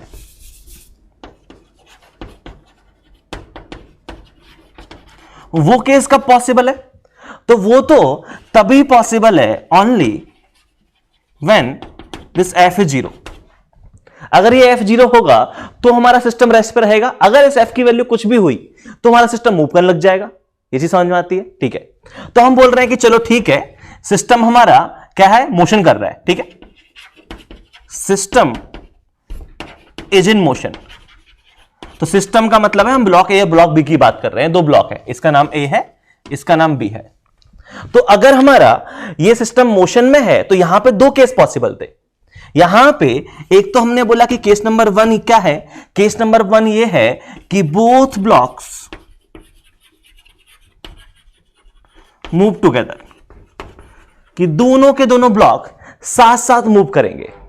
और अगर दोनों के दोनों ब्लॉक साथ साथ मूव करेंगे उसका मतलब क्या है, उसका मतलब ये है कि ये है हमारे पास मास m1, ये है मास m2, ठीक है, और ये सिस्टम है, यहां पे ये फोर्स लग रहा है F, और फ्रिक्शन की बात करें तो इस पे फ्रिक्शन लगेगा आगे की तरफ, इस पे फ्रिक्शन लगेगा पीछे की तरफ, लेकिन इंटरनल फोर्स है तो कोई दिक्कत नहीं है। हम आगे की तरफ एक्सेलरेशन है A0, और अगर मैं बात करूं से A0 की, तो जिसको मैं कॉमन एक्सेलरेशन बोल देता हूं, ठीक है। तो अगर हम लोग बात करें कॉमन एक्सेलरेशन, क्योंकि दोनों बॉडीज इसी एक्सेलरेशन से मूव कर रहे हैं A0 से, तो A0 की वैल्यू क्या है, A0 की वैल्यू है F divide by m1 plus m2। इसमें कोई दिक्कत नहीं है, ये हमारा कॉमन एक्सेलरेशन है, दोनों बॉडीज इससे मूव कर रहे हैं। अब सवाल यह है कि ये जो चीज है वो वैलिड होनी चाहिए, दोनों बॉडी साथ साथ मूव कर रही हैं, ठीक है। तो दोनों बॉडी साथ साथ मूव कर रही हैं, इसका मतलब यह है कि जो फ्रिक्शन है वो हमारा लिमिटिंग से कम होना चाहिए, ये तो बोला मैंने। तो यहां पे अब मैं क्या बात कर रहा हूं, इसी में मैं ये बोल रहा हूं कि ये जो फ्रिक्शन है हमारा F1, ये हमारा 0 से F लिमिटिंग, और F लिमिटिंग कितना है μ1 m1g, इसके बीच में होना चाहिए। मानते हो कि नहीं? और ये जो F रिक्वायर्ड है, जो मेरा F रिक्वायर्ड आया है, ये जो F रिक्वायर्ड है वो एक्चुअली इसके बीच में होना चाहिए। तो यहां पे अगर मैं F रिक्वायर्ड की बात करूं, ठीक है, ये मास m1 का FBD बनाया, इस पे लग रहा है F1, तो ये जो F रिक्वायर्ड फ्रिक्शन है वो क्या है, ये बॉडी मूव कर रही है A0 से, तो ये क्या है, ये है हमारा m1 A0। जिसको आप लिखना चाहो तो इसको आप लिख सकते हो m1 F divide by m1 plus m2, ये है हमारा F रिक्वायर्ड। और हम क्या बोल रहे हैं कि ये जो F रिक्वायर्ड है वो हमारा F लिमिटिंग से क्या होना चाहिए, छोटा होना चाहिए। तो इन दोनों को समझा के मेरे को समझ में आया कि यहां पे जो F रिक्वायर्ड है वो आपका लेस देन और इक्वल टू F लिमिटिंग होना चाहिए, ठीक है। उसी चीज को मैं आगे एक्सप्लेन कर रहा हूं, पूरा ध्यान से सुनना, अभी केस कंप्लीट नहीं हुआ है। तो F रिक्वायर्ड लेस देन और इक्वल टू F लिमिटिंग होना चाहिए, वही लिख देता हूं, है ना। तो ये कितना है, ये है m1 F divide by m1 plus m2, this should be less then और इक्वल टू, ध्यान से सुनना, ये हमारा क्या है F लिमिटिंग, F लिमिटिंग कहां गया, ये है μ1 m1g। ध्यान से देखो, m1 से m1 कैंसिल हो गया, यहां से ये क्या लिखा हुआ है, F divide by m1 plus m2, ये लिखा हुआ है F divided by m1 plus m2, this should be less then और इक्वल टू μg। और ध्यान से देखो, ये क्या लिखा हुआ है, A कॉमन लिखा हुआ है, ये क्या लिखा हुआ है हमारा A कॉमन। मतलब इसी चीज को मैं ऐसे लिख सकता हूं कि ये जो हमारा A कॉमन, जो कॉमन एक्सेलरेशन है वो हमारा लेस देन और इक्वल टू μ1g होना चाहिए। मतलब हमारे कॉमन एक्सेलरेशन की जो मैक्सिमम वैल्यू है, A कॉमन की जो मैक्सिमम वैल्यू है वो कितनी हो सकती है, μ1g हो सकती है। मैंने क्या क्या बोल दिया, ये सब मैथमेटिकल चीज है, अब इसको समझा रहा हूं लॉजिकली अच्छे से, ठीक है। मैंने पहली चीज क्या बोली, पहली चीज तो मैंने ये बोली कि यहां पे दोनों ब्लॉक साथ साथ मूव करेंगे। तो दोनों ब्लॉक साथ साथ मूव करेंगे, इसका मतलब क्या है, इसका मतलब ये है कि इनका कुछ कॉमन एक्सेलरेशन आएगा दोनों का, A1 A2 दोनों सेम होंगे, तो जो कॉमन एक्सेलरेशन है वो आ गया F divide by m1 plus m2। अब मैंने बोला कि ये केस वैलिड होने के लिए कंडीशन क्या होनी चाहिए, ये केस वैलिड होने के लिए कंडीशन ये होनी चाहिए, ये वाली, कि F required should be less than equal to F limiting. F required मैंने इसका FBD बना के निकाल लिया, F रिक्वायर्ड क्या है मेरा, है ना, रिक्वायर्ड फ्रिक्शन, और F लिमिटिंग मुझे पता है μ1 m1g है। तो यहां से मेरे को समझ में आ गया कि जो A कॉमन है वो मेरा less than equal to μ1g होना चाहिए। अगर ये कंडीशन फॉलो हो गई, अगर ये कंडीशन फॉलो हो गई तो दोनों बॉडी साथ साथ मूव करेंगी, और अगर ये कंडीशन फॉलो नहीं हुई, A कॉमन μ1g से बड़ा आ गया, तो दोनों बॉडीज के बीच में स्लिपिंग स्टार्ट हो जाएगी। अब इस चीज को मैं कैसे समझता हूं लॉजिकली, तो मैं समझता हूं कि देखो, पहले तो फोर्स 0 है, सिस्टम रेस्ट पे है, केस 1 हो गया। उसके बाद दूसरा केस में मोशन कर रहे हैं, कुछ फोर्स आया तो मोशन कर रहे हैं, तो मोशन कर रहे हैं, तो मोशन करते टाइम हम देख रहे हैं कि ये बी मोशन कर रहा है, ए मोशन कर रहा है, ठीक है, बी मोशन कर रहा है और ए मोशन कर रहा है। अब मैं इसको लॉजिकली कैसे समझता हूं कि देखो, बी को मोशन कराने के लिए ये फोर्स एफ रिस्पॉन्सिबल है, और इस फोर्स एफ की वैल्यू कुछ भी हो सकती है। तो बी का एक्सेलरेशन तो 0 से लेके इन्फिनिटी के बीच में कुछ भी हो सकता है।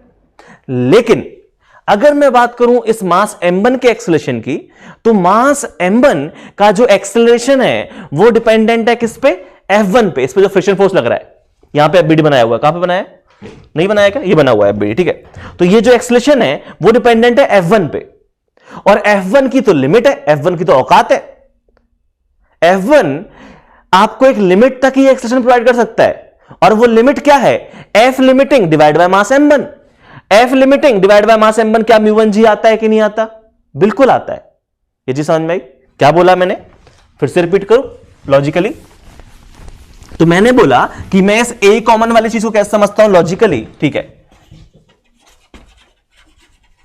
तो लॉजिकली मैं समझता हूं कि ये है मेरा मास m1, ये है मेरा मास m2, मास m1 पे यहां फ्रिक्शन फोर्स लगेगा F1, ये लग जाएगा हमारा वही फ्रिक्शन फोर्स यहां पे, और ये हमारा एफ नॉट। इसका एक्सेलरेशन अगर मैं A1 बोलूं, इसका एक्सेलरेशन अगर मैं A2 बोलूं, ध्यान से सुनना, तो A1 की जो वैल्यू है वो आ जाएगी F1 डिवाइड बाय M1, ठीक है। और F1 की वैल्यू कहां से कहां के बीच में होती है, सिंस F1 की जो वैल्यू है वो 0 से F लिमिटिंग बोले तो म्यू1 M1 G के बराबर होती है, म्यू1 M1 G। मतलब ये जो मेरा एक्सेलरेशन A1 है वो 0 से म्यू1 G के बराबर हो सकता है।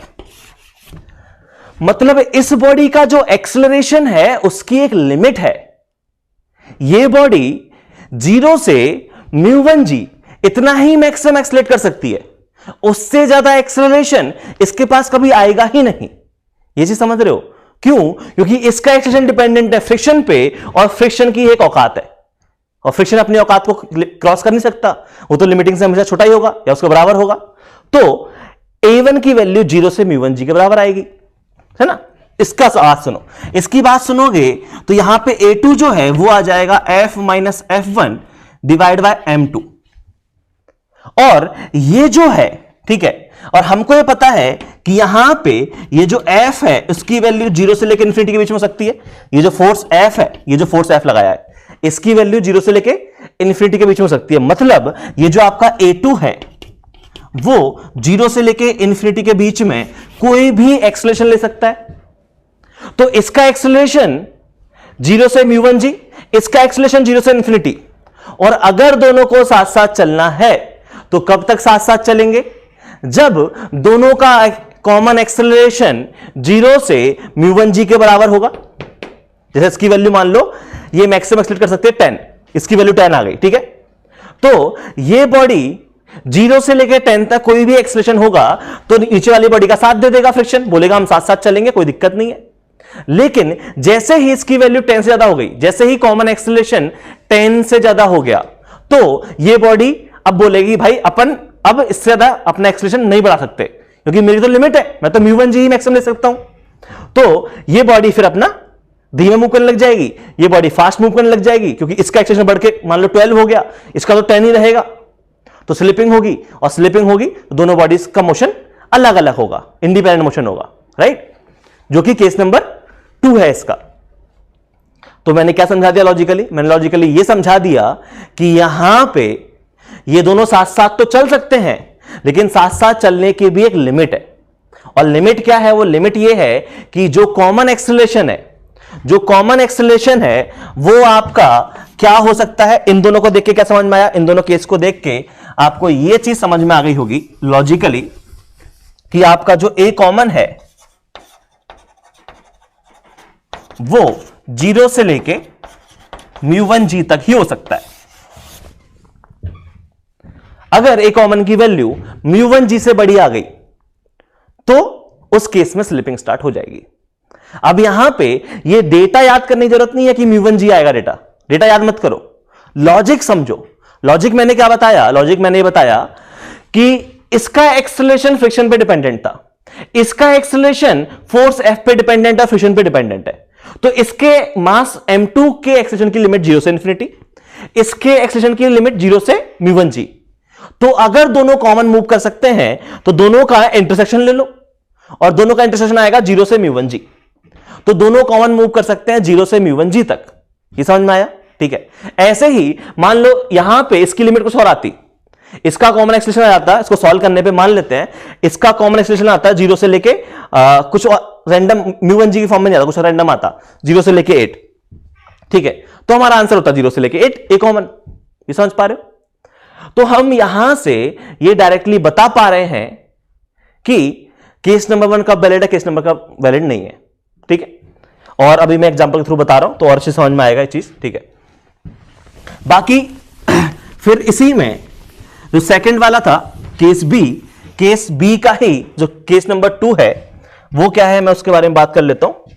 तो केस नंबर 2 जो है वो ये है कि हमारा रिलेटिव मोशन हो रहा हो, और अगर रिलेटिव मोशन हो रहा होगा या फिर जिसको आप स्लिपिंग भी बोल रहे हो, अगर ये चीज हो रही होगी तो ये है हमारा मास M1, ये है हमारा मास M2।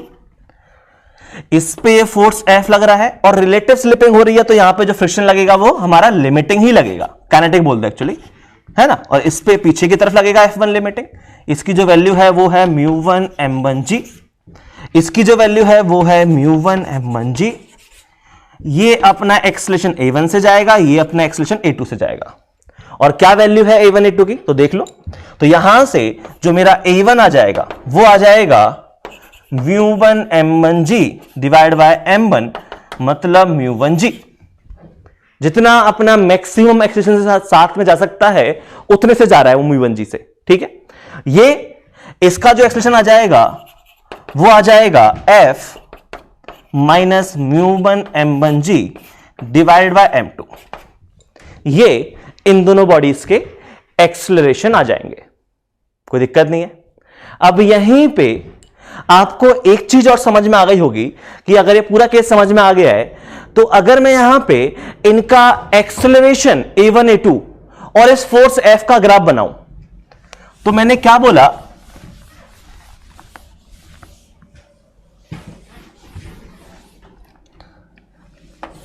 एक और इंपॉर्टेंट चीज है, ठीक है, यहीं पे नोट करने वाली, इसी में तो हम ग्राफ बना रहे हैं एक्सेलरेशन वर्सेस ये जो F एक्सटर्नल आपने अप्लाई किया है उसका।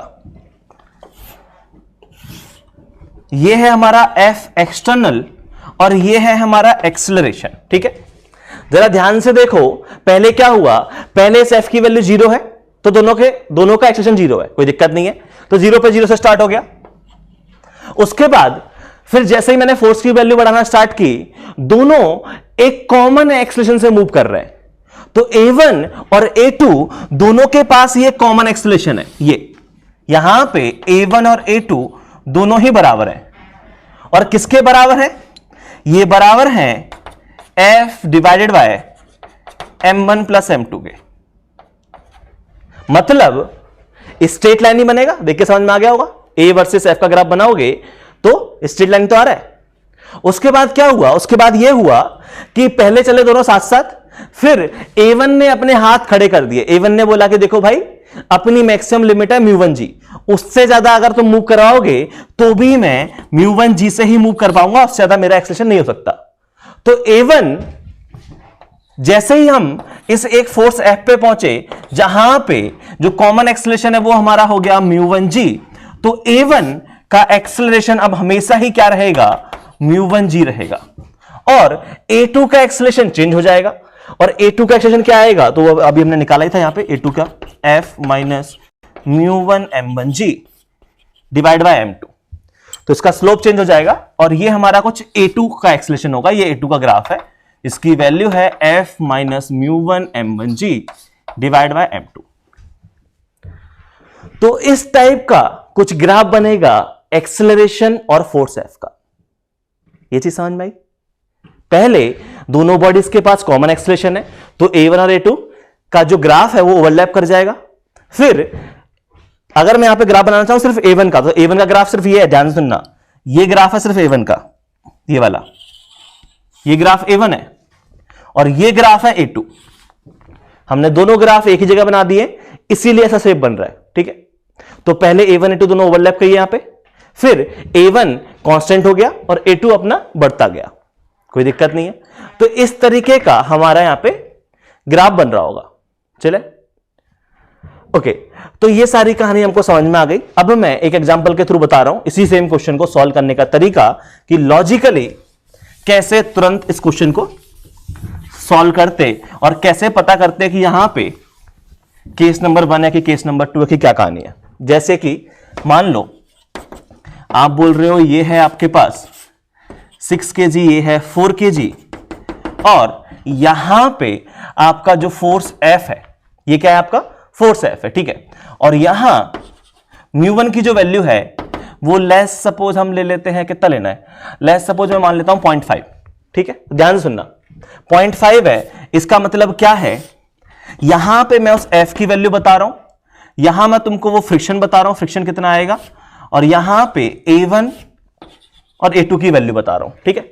मान लो आपका जो फोर्स है वो होता 10 न्यूटन। अगर फोर्स 10 न्यूटन होता, ठीक है, तो क्या केस बनता? तो हम पहले क्या मानते हैं? हम पहले मानते हैं कि दोनों बॉडी साथ साथ मूव कर रही है, और अगर दोनों बॉडी साथ साथ मूव कर रही है, ध्यान सुनो, दोनों बॉडी साथ साथ मूव कर रही हैं, तो दोनों का ए कॉमन कितना आता फर्स्ट वाले केस के लिए? तो जो ए कॉमन आता वो आ जाता 10 डिवाइड बाय 10, 1 मीटर पर सेकंड स्क्वायर आता। ए कॉमन आता 1 मीटर पर सेकंड स्क्वायर। और क्या हमें ए कॉमन की मैक्सिमम वैल्यू कितनी हो सकती है? तो हमें पता है कि ए कॉमन की जो मैक्सिमम वैल्यू है वो हो सकती है म्यू1 जी। अभी अभी तो निकाला है। कैसे निकाला? ए कॉमन की मैक्सिमम वैल्यू कौन डिसाइड करेगा? ये वाला डिसाइड करेगा, और ये वाला डिसाइड करेगा।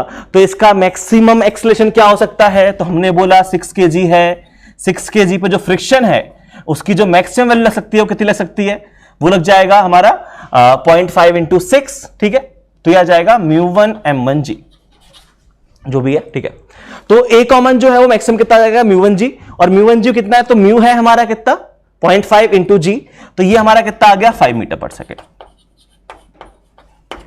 मतलब मैक्सिमम कॉमन एक्सेलरेशन कितना अलाउड है हमको? 5। और हम जा कितने से चल रहे हैं? 1 से। क्या चीज पॉसिबल है? हाँ बिल्कुल पॉसिबल है। आप 5 तक आराम से साथ साथ जाओ, 5 के बाद आप साथ साथ नहीं जा पाओगे, ये तो सीखा हम लोगों ने। तो मैंने बोला कि अगर यह चीज अलाउड है, इसका मतलब यह है कि A1 की वैल्यू भी 1 मीटर पर सेकेंड, A2 की वैल्यू 1 मीटर पर सेकेंड, और 1 मीटर पर सेकेंड का एक्सेलरेशन देने के लिए यहां जो फ्रिक्शन आएगा F1, ठीक है, वो F1 कितना आएगा? तो F1 देख लो 6 इंटू ए आएगा, 6 इंटू A1। तो 6 इंटू A1 आ जाएगा, एक सेकेंड, 6 इंटू A1।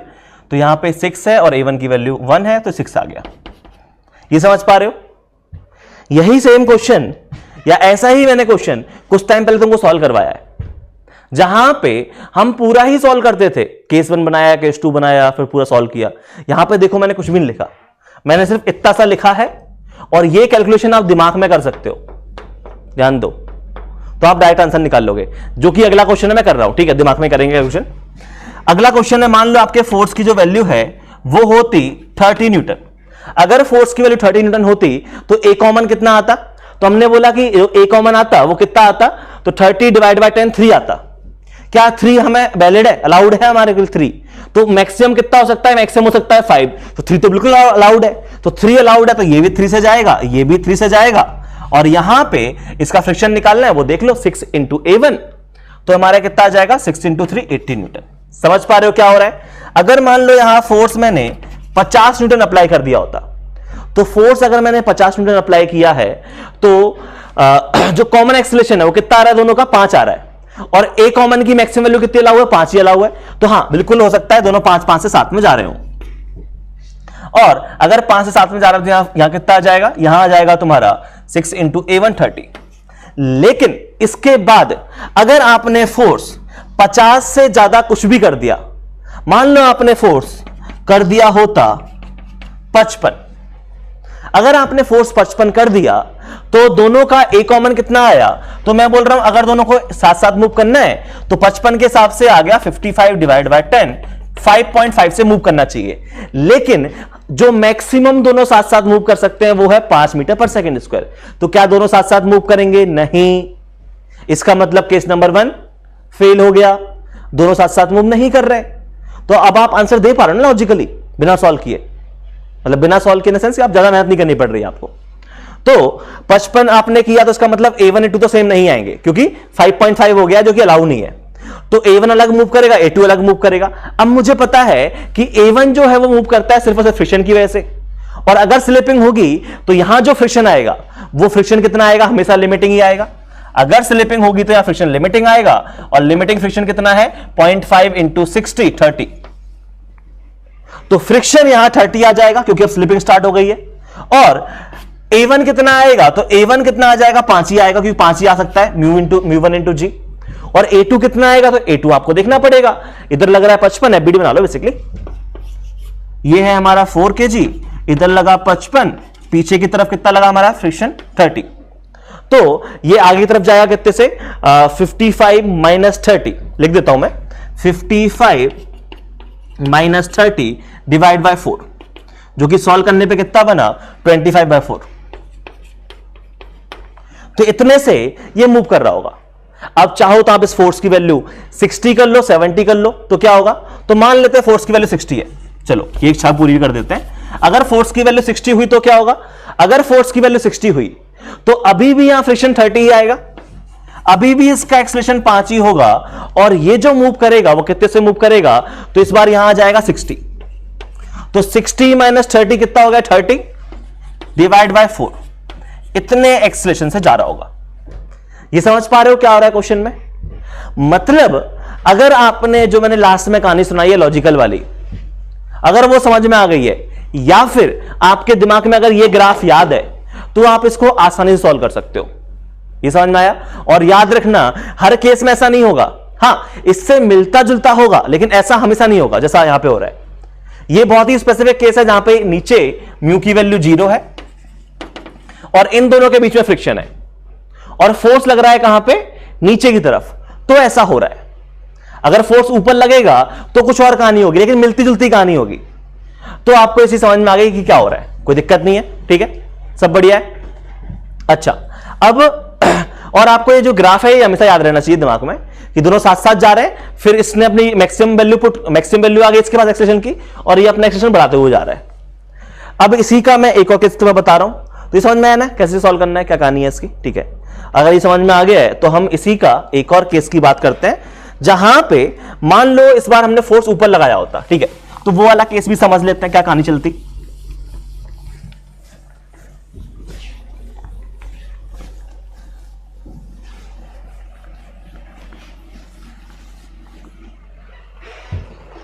बेसिकली मैं यहां पे करवाना क्या चाह रहा हूं, मैं यहां पे तुम्हें डिफरेंट टाइप के केसेस के बारे में डिस्कस करके फील दिलाने की कोशिश कर रहा हूं कि क्वेश्चन में हो क्या रहा है, ठीक है। तो मान लो अब हम इस वाले केस में फील लेना स्टार्ट करते हैं। ये है M1, ये है M2, फोर्स F यहां लग रहा होता और यहां होता μ1 और यहां जो म्यू है वो 0 होता। ये वाला केस होता तो क्या होता, तो ये वाला केस होता तो होता क्या, एक केस तो ये होता कि सिस्टम इज एट रेस्ट, कब, ओनली व्हेन F इज 0। जब हमारा F 0 होगा तभी सिस्टम रेस्ट पे रहेगा, बिल्कुल सही है। और अगर हम बात कर रहे हैं कि सिस्टम मोशन कर रहा है, तो सिस्टम इज इन मोशन, तो यहां पे दो केस बने हैं। केस नंबर 1 तो यही बनना है कि दोनों बॉडी साथ साथ मूव कर रही है, ठीक है, तो बोथ ब्लॉक्स मूव टुगेदर। और अगर दोनों ब्लॉक साथ साथ मूव कर रहे हैं तो क्या हो रहा है, तो फिर हम बात करेंगे यहां पे कि ये है हमारा मास M1, ये है मास M2 और इस पे लग रहा है ये फोर्स F। ये हमारा सिस्टम हो गया, ये पूरा सिस्टम A0 से आगे जा रहा है, तो बताओ फ्रिक्शन कहां लगेगा। तो देख के समझ में आ रहा होगा कि देखो M1 को आगे ले जाने के लिए F रिस्पॉन्सिबल है, M2 को आगे ले जाने के लिए कौन रिस्पॉन्सिबल है, फ्रिक्शन। तो M2 पे फ्रिक्शन लगेगा आगे की तरफ, मतलब M1 पे लगेगा पीछे की तरफ, कोई दिक्कत नहीं है। और ये दोनों मूव करेंगे कुछ कॉमन एक्सेलरेशन से, ठीक है।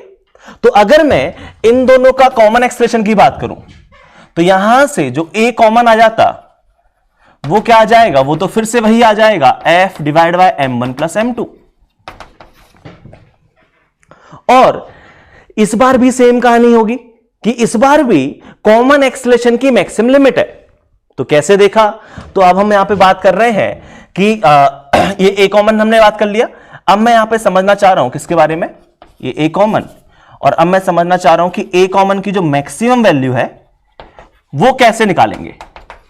तो ये बताओ A कॉमन की जो मैक्सिमम वैल्यू है वो किसकी वजह से आएगी, इसकी वजह से या इसकी वजह से। तो देखो यहां पे जरा ध्यान से देखो, अगर मैं बॉडी 1 के एक्सेलरेशन को A1 बोलूं, ठीक है, तो A1 की जो लिमिट है या A1 की जो वैल्यू है, A1 की जो वैल्यू है वो है हमारी F minus F1 divide by M1, ये FBD बना हुआ है, ठीक है। सिमिलरली A2 की जो वैल्यू है वो है हमारी क्या, F1 डिवाइड बाय M2। मतलब इसकी जो लिमिट है A1 की, वो लिमिट आ जाएगी 0 से लेकर इंफिनिटी। ये समझ में आया, क्योंकि इसमें F 0 से लेकर इंफिनिटी के बीच में कुछ हो सकता है, तो 0 से लेकर इंफिनिटी के बीच में आ गया। लेकिन अगर मैं बात करूं A2 की, तो A2 जरा ध्यान से देखो, ये लिखा हुआ है F1 डिवाइड बाय M2।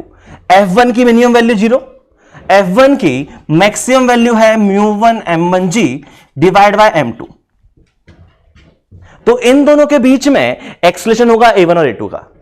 तो इस बार कॉमन एक्सेलरेशन की मैक्सिमम वैल्यू कौन डिफाइन करेगा, कौन रिस्पॉन्सिबल है? ये नीचे वाला ब्लॉक, क्योंकि नीचे वाले ब्लॉक की लिमिट है। नीचे वाला ब्लॉक 0 से लेके यहीं तक मूव कर सकता है, इसके आगे मूव नहीं कर पा रहा है। मतलब इस बार अगर मैं बात करूं कॉमन एक्सेलरेशन, ठीक है, कि जो मैक्सिमम वैल्यू है, तो वो क्या, वो किसने डिसाइड की? इसने डिसाइड कर दी। मतलब आपका जो ए कॉमन है उसकी अगर आप मैक्सिमम वैल्यू की बात करो तो वो कितना हो सकता है? वो हो सकता है आपका ये जो लिखा हुआ है, ये लिखा हुआ है μ1 m1g डिवाइड बाय M2। इतना आपका मैक्सिमम कॉमन एक्सेलरेशन हो सकता है। तो जब इस क्वेश्चन को सॉल्व करोगे तो आप देखोगे कि AC कॉमन आपका क्या आ रहा है और AC कॉमन क्या हो सकता है। अगर ये जो कॉमन एक्सेलरेशन आ रहा है अगर वो 0 से इसके बीच मैक्सिमम लिमिट के बीच में हुआ तो केस वैलिड है, अदरवाइज स्लिपिंग होगी। समझ में आया क्या किया मैंने? कोई दिक्कत नहीं है। तो यहां से हमें क्या समझ में आ गया कि जो कॉमन एक्सेलरेशन है उसकी लिमिट है इस पर्टिकुलर केस में। ये चीजें याद नहीं करनी है, फिर से बोल रहा हूं, ये सब चीजें याद नहीं करना है, बस तरीका समझो कि अपन कैसे सोच रहे हैं सब चीजें, ठीक है। एक बार तरीका समझ जाओगे तो सफिशिएंट प्रैक्टिस के बाद में अपने आप चीजें याद हो जाएंगी, ठीक है। तो यहां पे तुम्हें क्या समझ में आ गया? यहां पे तुम्हें समझ में आ गया कि जो आपका ए कॉमन है ना, वो 0 से लेके कितना μ1 m1g डिवाइड बाय M2। जैसे मैं कैसे देखता हूं कि मैक्सिमम क्या आएगा, तो मैं कैसे देखता हूं, मैं देखता हूं कि इन दोनों बॉडीज में से कौन डिसाइड कर रहा है, ये डिसाइड कर रहा है। तो इस बॉडी का FBD बना लो, इस बॉडी का FBD बना लेंगे क्योंकि यही तो डिसाइड कर रहा है। तो इस बॉडी का FBD बनाएंगे तो इस बॉडी पे इधर लगेगा हमारा F1, और F1 की लिमिट क्या हो सकती है? 0 से μ1 m1g। तो इसका मैक्सिमम एक्सेलरेशन कितना हो सकता है? इसका मैक्सिमम एक्सेलरेशन हो सकता है μ1 m1g डिवाइड बाय M2, यही लिमिट है, ठीक है। और अगर ए कॉमन इसके बीच में नहीं हुआ तो फिर केस नंबर 2 होगा।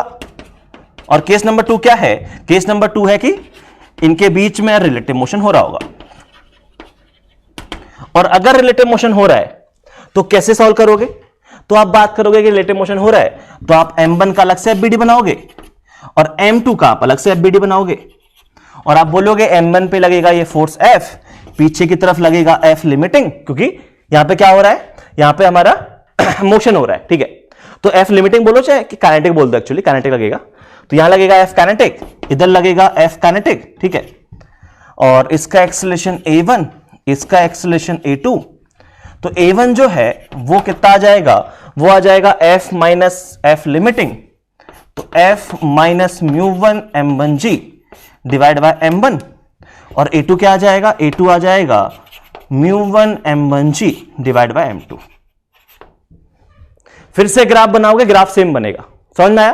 पहले कॉमन एक्सेलरेशन है, फिर A2 जो है वो कांस्टेंट हो जाएगा और A1 जो है वो बढ़ता रहेगा, तो एक ग्राफ भी सेम बनेगा। तो आई थिंक ये सारी कहानी तुमको चमक रही है कि यहां पे हो क्या रहा है, ठीक है। जैसे इसका एग्जांपल करना चाहो तो चलो मैं करवा देता हूं, कोई बड़ी बात नहीं है।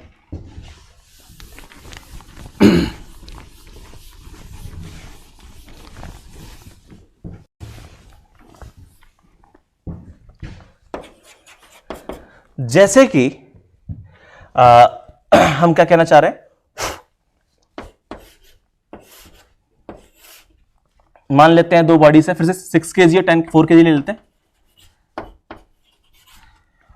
और यहां हमने फोर्स लगाया है, ठीक है। तो कितना फोर्स लगा लेते हैं? तो मान लेते हैं हमने फोर्स लगाया होता कुछ फोर्स F, और यहां हमारा ये म्यू होता, और म्यू जो है वो आ जाएगा हमारा 0.4, ठीक है, ये है।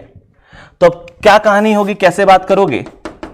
तो मैं फिर से वही बात करता हूं कि मैंने कुछ फोर्स F अप्लाई किया, मैं फ्रिक्शन पूछूंगा, मैं A1 पूछूंगा और मैं A2 पूछूंगा। ये बॉडी 1 है, ये बॉडी B है, कोई दिक्कत नहीं है। तो कैसे बात करेंगे? तो सबसे पहले तो यहां पे बात कर लो कि मान लो मैंने यहां फोर्स अप्लाई किया होता, कुछ भी अप्लाई किया होता, ठीक है।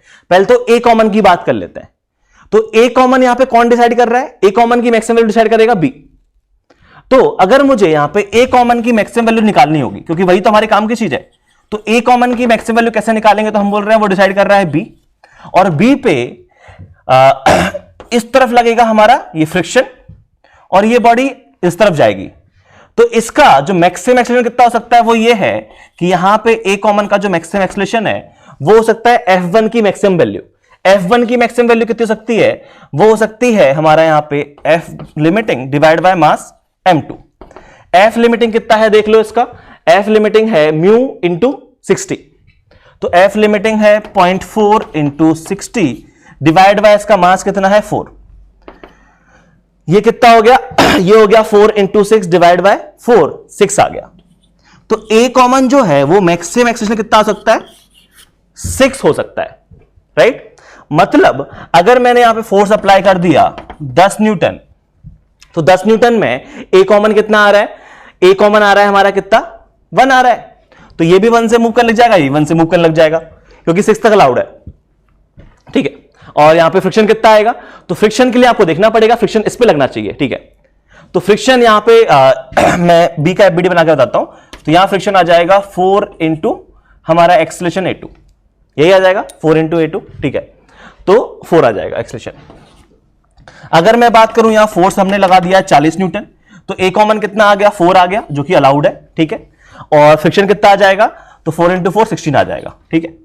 अगर मान लो यहां पे हमने लगाया होता 60, तो ए कॉमन कितना अलाउड है 6, और 6 ही आया हमारा ए कॉमन, कोई दिक्कत नहीं है। और ये फोर्स कितना आ गया, तो ये आ जाएगा 6 इंटू 4 24। अगर मैंने यहां पे फोर्स अप्लाई कर दिया होता 80 न्यूटन, तो 80 न्यूटन पे मेरा ए कॉमन कितना आता, ए कॉमन मेरा 8 आ रहा है, अलाउड कितना है 6, तो दिक्कत हो गई। इसका मतलब दोनों अलग अलग मूव करेंगे, स्लिपिंग हो रही होगी, और स्लिपिंग हो रही होगी तो फ्रिक्शन आ जाएगा हमारा मैक्सिमम जो लिमिटिंग आ सकता है, और वो कितना फ्रिक्शन है, वो है हमारा 24 न्यूटन, ठीक है। और अगर मैं एक्सेलरेशन की बात करूं, इसका एक्सेलरेशन तो मुझे एफबीडी बना के बताने पड़ेंगे अब तो, ठीक है। तो आप एफबीडी बना लो और बता दो इनके एक्सेलरेशन क्या होंगे। तो कैसे बनाओगे एफबीडी, तो आप बोलोगे यहां कितना लग रहा है, ये लग रहा है आपका 80, ये लग रहा है 80, यहां जो फ्रिक्शन है वो है 24, यहां जो फ्रिक्शन है वो भी 24 है, तो इसका एक्सेलरेशन कितना आ जाएगा 80 माइनस 24 डिवाइड बाय इसका मास 6, ठीक है। और इसका एक्सेलरेशन कितना आ जाएगा, वो आ जाएगा 24 डिवाइड बाय 4, 6 आ गया। तो ये हमारे आंसर्स होंगे, ये समझ में आया। तो इस तरीके से हम इस टाइप के क्वेश्चंस भी सॉल्व कर सकते हैं, कोई दिक्कत नहीं है, सब बढ़िया है ना। तो ये जो मैंने कहानी सुनाई है आज, ठीक है, ये हमने एक बहुत ही स्पेशल केस की बात की है जहां पे 2 ब्लॉक रखे हुए हैं, उन दोनों के बीच में फ्रिक्शन है, नीचे फ्रिक्शन नहीं है, और कहीं पे भी हमने फोर्स लगाया है, और फिर हम मोशन की स्टडी कर रहे हैं। तो हम काफी हद तक मोशन समझ चुके हैं, ठीक है। अब हम आगे किसके बारे में बात करेंगे, अब हम लोग आगे बात करेंगे कि यहां भी फ्रिक्शन होता 2 ब्लॉक के बीच में और नीचे ही फ्रिक्शन होता, तो क्या कहानी होती है उसके बारे में हम लोग बात करेंगे, और वो हम लोग बात करेंगे नेक्स्ट पार्ट में, ठीक है। तो आज की कहानी फिर हम लोग यही समाप्त करते हैं, मिलते हैं फिर हम लोग नेक्स्ट क्लास में, चलो।